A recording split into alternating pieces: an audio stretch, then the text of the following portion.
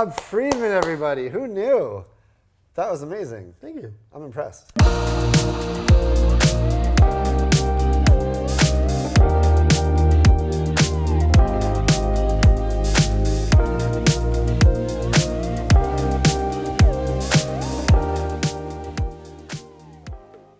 Hey everyone, this is Greg Geilman from DOMO Real Estate, and I'm super excited today to be sitting down with my business partner, Rob Freedman.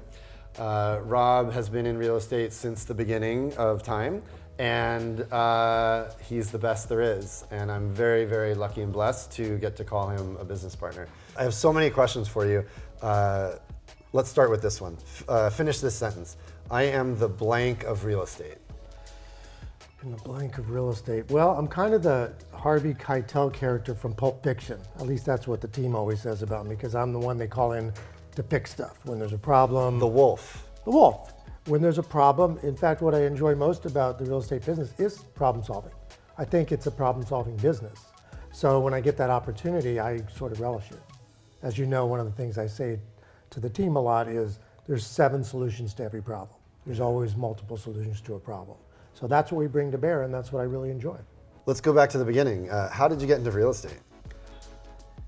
Great question. I was a struggling musician, and one of the things I was doing while I was struggling was setting tiles. I was a tile setter amongst other construction jobs that I did. And I was setting tile up at a very small subdivision up in Palos Verdes, actually the university subdivision up there. And there was a project of 6 homes, and I was setting tile for fireplaces and sinks and stuff. And the developer of that was just a couple of years older than me. He's 25 years old. I think I was 23 at the time. And I asked him, I said, so, what's the deal with this? He said, well, I put a group together and we're going to build these houses and we're going to sell them. I go, oh, well, what will your take be on that when that happens? And he says, I'll make about $250,000. And this is, mind you, this is 1979. Wow. So $250,000 is like $2.5 million now. And I said to myself, this guy's not as smart as you are. And yet he's not getting his hands dirty and he's gonna make $250,000 where you're making $50 a day. There's gotta be a problem with this. And honestly, the very next day I went and signed up for Ludlow Real Estate School. So that caught your attention. Yeah, it grabbed my attention. It grasped me by the shirt and shook me. Right. And I thought to myself, if music is not going to be the thing that's going to happen for me, I need to get serious about what I'm doing. Mm.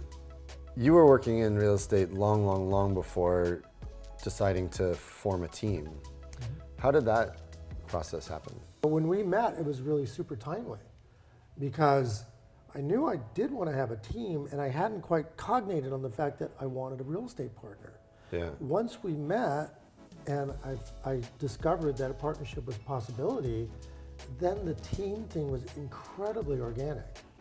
Yeah, as I remember it, we sort of danced a little bit, we dated a little bit before we committed. It was sort of like, let's just do a couple transactions together and see what it's like. We often said the over-under on our lasting was like a year. Yeah, because we're like the odd couple. We kind of are. Yeah, I love doing certain things and you love doing certain things, and it forms sort of this great place for agents to thrive. What's the best piece of advice you were given as a new agent? Single best piece of advice that I got is that commissions are automatic.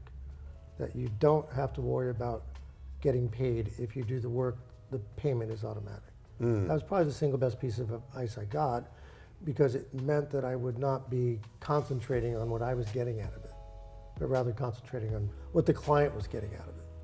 Yeah, I think that's become part of our DNA and our core values here at DOMO Real Estate is, our only agenda is our client's happiness. Yeah, and I think, when you and I got together and we first created our mission statement and we first created our list of axioms that were to be a part of our team you would need to have, that was very high on the list.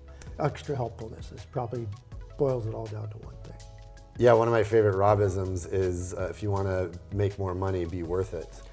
Yeah, I wish I could say I made that one up, but it is probably the biggest mantra that I follow. Be worth it. It's like it sounds simple, but it's pretty complex, right?